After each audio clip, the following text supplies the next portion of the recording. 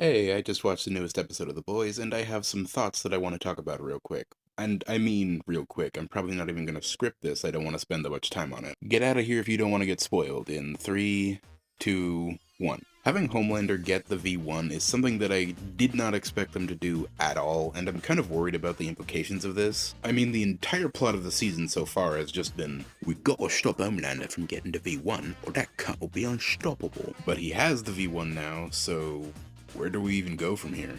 I mean, the main thing holding Homelander back this whole time is the fact that he still ages and that he's not completely invulnerable and can get killed by the virus.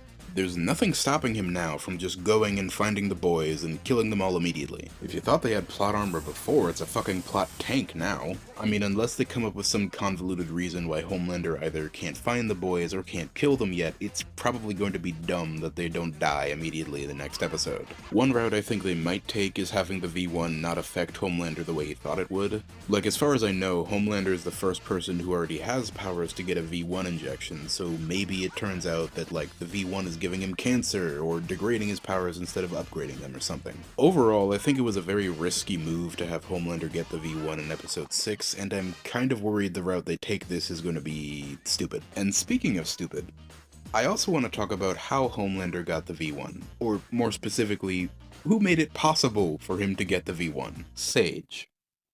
For the smartest person on the planet, she's rock fucking stupid. How could she conceivably think that a situation where Soldier Boy has the V1 in hand and Homelander is confronting him would be a good idea? For someone who thinks people are so predictable, you're telling me it never entered her mind that Soldier Boy had the slightest chance of sympathizing with his own son?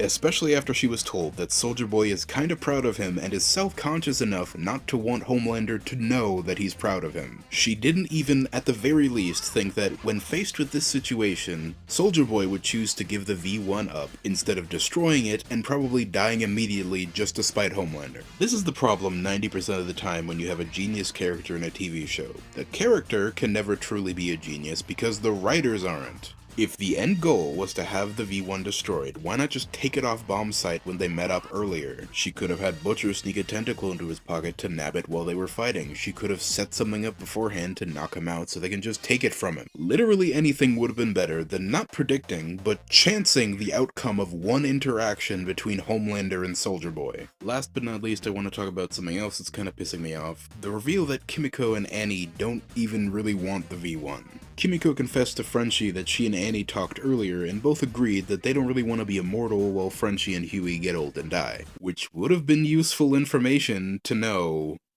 earlier.